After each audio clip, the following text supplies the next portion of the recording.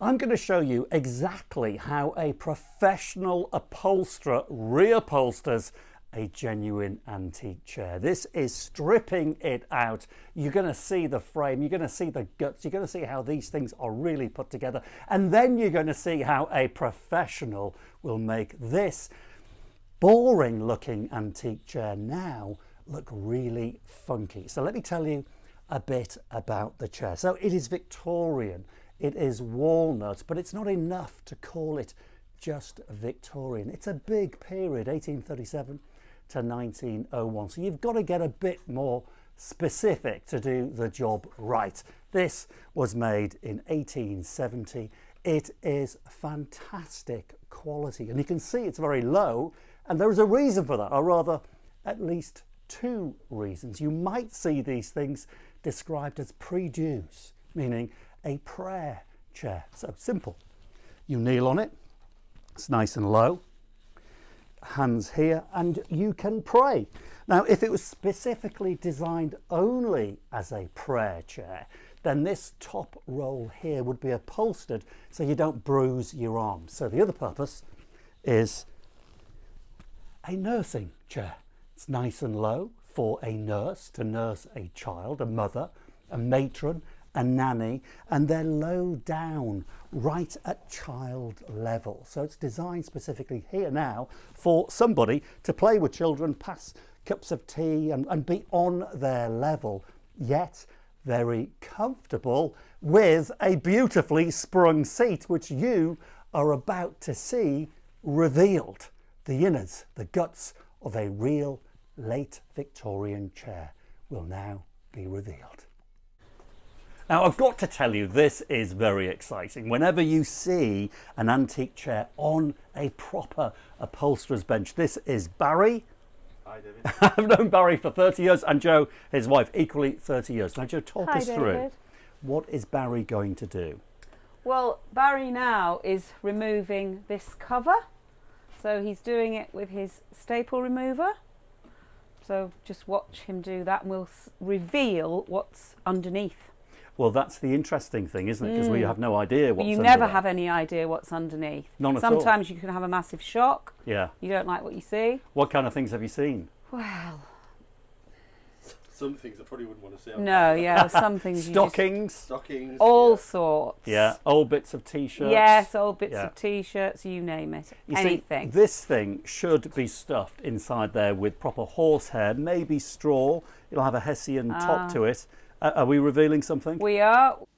Now that's interesting, not particularly in a good way. That white material there is very modern, I don't know, 30 or 40 years old, evidence of an earlier upholstery. That's a bit better. The creamy wadding, much more traditional. What I really want to do is get down to that Hessian, have a look at how it's put together. Is it traditionally stitched with what's under there, wadding? That's nice.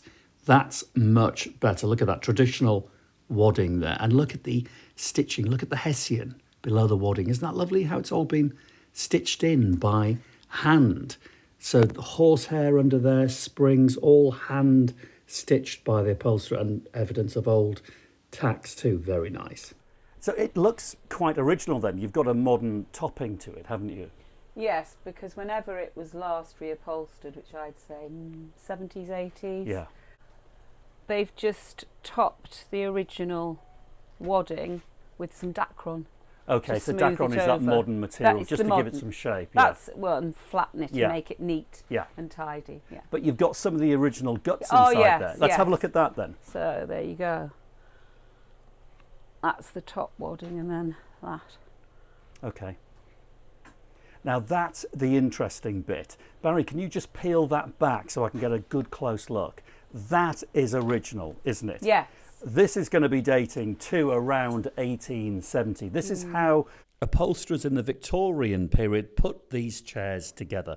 I promise you, it would have taken years of apprenticeship training to get to build a chair seat like that. Yeah, I just can't emphasise enough the skill it takes to put a chair together like this. It's the little details, that roll around the outside edge for shaping and comfort. Lovely. Now, this is just ordinary for you two, but what's the most unusual thing you've ever upholstered? Oh, well, we've done classic cars, boats, but the most unusual thing we've done, we reupholstered a winged armchair in football shirts. Why football shirts? Because the customer, was an ex-physio for international footballers, and he'd collected all these over the years, and now he's retired. He wanted like a keepsake instead of having them piled up. Right. And it looked amazing. And did it upholster all right? Yes, it did actually. Did it? I was worried. Yeah, I would be. Very worried, but Yeah. Barry obviously sailed through it. So, and the guy decided exactly where he wanted each shirt to be. Fantastic. The worry here, by the way, just as an aside, I didn't know about this. If they were very valuable football shirts signed by very famous football stars, he may well have ruined its value. Oh, you know that, well, don't you? possibly. Who yeah. cares? He paid you to do the Yes. chair. Okay, so this dates to 1870 in walnut, and I would imagine to make that new today, it would cost you a couple of £1,000 if you could find a cabinet maker to make the frame to that standard, and I'll show you the joints in a minute, then the upholstery on top of that. This chair cost me 50 quid. That's what it cost me in today's market. It's mad, isn't it? That is totally Now, what are you mad. going to charge me for this? £250. £250. Now, you see, I should have asked this earlier on. That's fine, but I've been working with Joe and Barry for a very long time, so I know exactly where we are. We've already chosen the fabric, and that will be revealed in a minute, and you might be surprised, if not possibly horrified, but I don't care. It's my choice of fabric. So, 50 quid purchase price. This chair is going to owe me 300 quid all in. Barry, can we just take that top layer off? And what are you going to do, Joe, to the springs here? What sort of condition are they in? Well, Barry will have to check the springs, etc., see what's going on inside, and maybe should we tip it Yeah, up? let's turn it over. Yeah, please. Okay, so that's actually quite a nice sign, because what you see there are hand tacks, Yeah. no staples. So staples, I mean, Barry uses staples as well as tacks, but staples were introduced into upholstery in the early 1960s. So the chair, if it was upholstered in the 80s, Joe, they did it traditionally, which is Yes. quite nice to Yeah, see. yes. Oh, nice. Nice. So that's exposing all the webbing. That is lovely. And you can see evidence there, can't you, of old tacks. Yeah. So yeah. you can see that the chair's been upholstered several times in its, 150 years worth of life. So just look along the right-hand side there. There's the evidence of old tack holes. If you ever find a Victorian chair circa 1870 in its original material, in a tapestry, in good condition, don't upholster it, because the value is in the fact that it is completely original. These things get upholstered every 10 years or so. So if you find one with its original fabric, keep it like that, because that's where the value would be.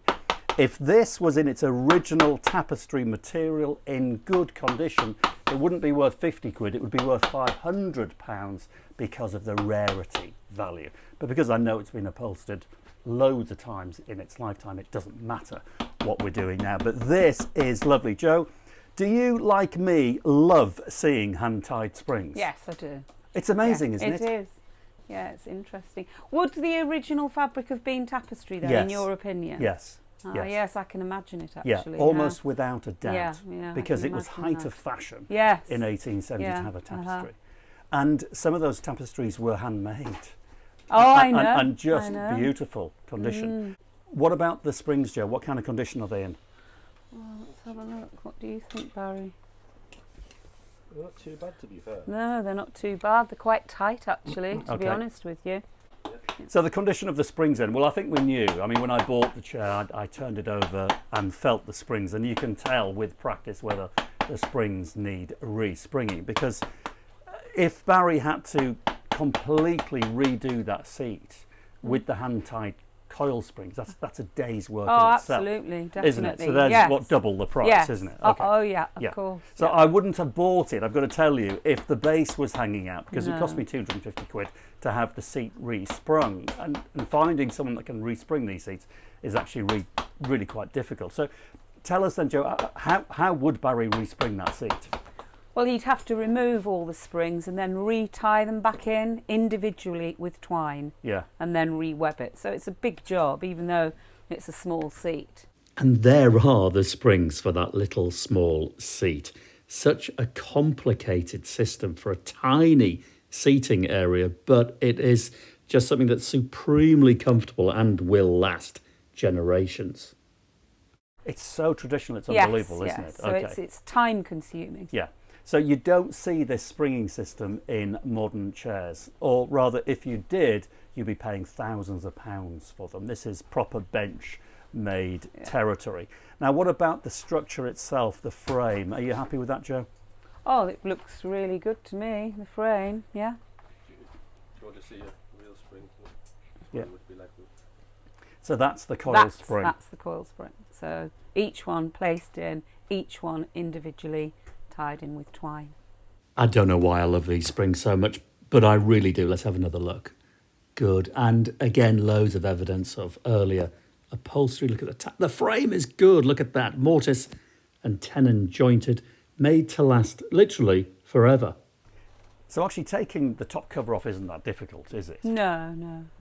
And then is Barry going to keep that top fabric as a template? Yes, that's what he'll do. Yeah. Right, yeah. So it's not a case of just getting scissors and cutting it, or with a Stanley blade just No. slicing Oh, thing off. no. Yeah. All very carefully done. So if somebody wanted to try and do this at home, Yep. what would your top advice be? very careful. Be very careful. Yeah, be very careful indeed, yeah. And some people think, oh, that looks so easy, but it truly isn't easy. No, well, he makes it look easy because he's been doing it forever, hasn't he? But it's difficult. But people like to have a go themselves, and why not? Yeah. Well, I think with a chair at that kind of level, if they do make a mistake, at least they know they can go and take it absolutely. and have it done properly. Yeah, exactly. But definitely, if you've never done this thing before, don't buy one with its guts hanging out. Oh, no. It's just a nightmare. Because that would be a nightmare. It would be really difficult. Yeah. So at this sort of level, you end up with a really good quality cheap chair, but once you start having to respring them, it's just not cost effective. No. As the market No. as it is. Well, yes, absolutely. That's it. Okay. And here's an opportunity to take a look at the frame. Look at those legs, cabrio legs, gorgeous colour. Carved shield, back pad is good, seat is all good and checked. We'll get those staples out and then it'll be reupholstered. And talking of reupholstering... And what do you think of the fabric? Go on, be as critical as you like. I love it. Joe, do you love it? I absolutely adore it. It's fantastic. Yep. This is what you do with traditional antique furniture, which is no longer in fashion. You make it funky. Yeah. Now, Barry's very silent. I don't know whether Barry loves it, so let's not talk to Barry about the choice in fabric, but I think it's going to transform it. Now, so this is an offcut. Now, Joe, because I give a lot of work, has given me the fabric for free, but I suppose... How much is that a metre? 10, 12, 15 a metre? No. How much? 45? No. Yeah. And I'm getting it I can't even speak now. I'm getting it for free. Free for you. Seriously? Yep. 40. Okay, how many metres would this chair take? 2 metres? 2 metres. Yeah. Okay, well, you're going to have to factor that in, I'm afraid. I've got this for free. Bit of a bonus for me. Thank you very much. Absolutely, yeah. 2 metres on top of the cost of about $250, probably thereabouts. Yeah. Just check with your local upholsterers. Great. Okay. Well, shall we leave Barry to it for a little while and come back once he's cut it all out? Yes, that's a very good idea. What do you need, Barry? A couple of hours? Yeah, thank you. Yeah. Okay. Jolly good. We'll be back. And we are back. You might have noticed we're wearing different clothing. Now, this is my fault. I do apologise. It's your fault. My fault. Entirely. I know. We gave Barry 2 hours to do the cutting, but I got called away, so it's now 2 days later. Anyway, there we are. So, but Barry is on with the chair here, so now it's all just putting this thing together. So, Barry, how long do you need? A day. A day. And let's watch Barry do it as he makes this look incredibly easy. By the way, it isn't. Watch how he stretches the fabric. He's pulling all of the time. Look at that. Pulling and stretching, shaping the fabric as he goes. If he makes a mistake here, a little wrinkle, he puts some staples in, he's got to undo the whole thing. So this is 30 years of practice. You'll notice also soon that the fabric is perfectly pattern matched. That makes a huge difference. Here he goes right in the corners there. He's pleated the corner neatly. You'll see this in a moment. It's absolutely uniformed and perfect. And now, Stanley blade, trimming the fabric. Now, he cannot cut the frame, so he's doing it surgically and very quickly. If I did it, I'd be scratching and slashing that frame. So this is really, yeah, as he said, there's a chip out the frame there. I didn't see that earlier on, but once Barry puts the trimming on, that'll be disguised anyway. So you've got to be forgiving with antique pieces. Oh, this is nice. Look at the cabrio leg. It's just revealing now. Oh, that is just so gorgeous. Handmade mahogany. Needs a little bit of wax, maybe, but, you know, don't be tempted to recolour that leg. That's perfect. Now, this is where we're going to see the chair transform right in front of our eyes. So all upholstered, patterned, matched perfectly. No lumps, no bumps. Ready to go. So trimming up the fabric. Here's the back will be revealed. Look at that. And watch this. It now needs finishing. Those staples need hiding. This is really cute and clever. Here we go.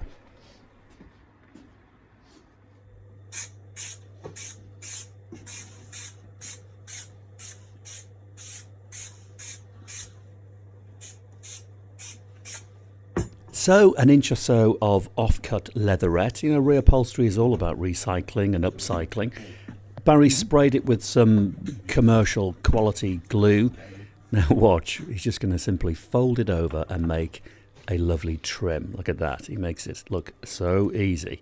So that is now going to be the trim, which will hide the staples, mixed with some lovely studs. Watch this. Hopefully that'll go there.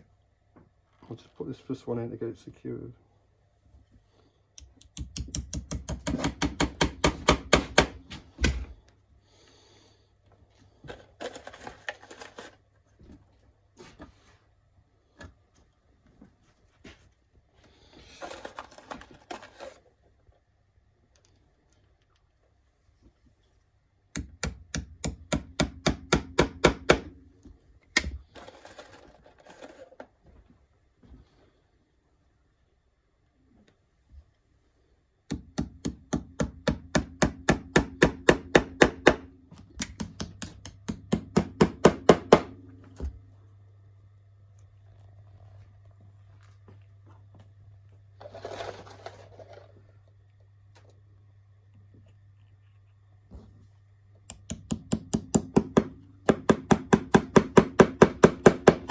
One mishit and you've damaged the frame.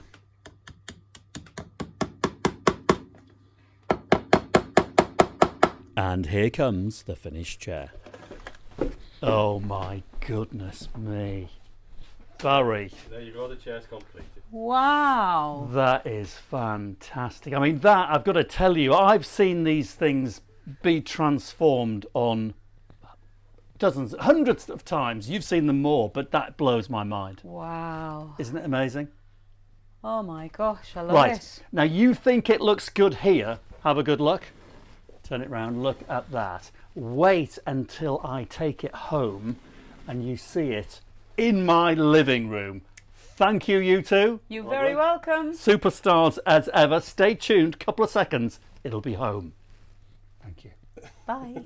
And there she is, completed and at home. £300, whoever said antiques were expensive. Listen, I hope that was of interest and of use. I'm David Harper. Until next time, cheerio.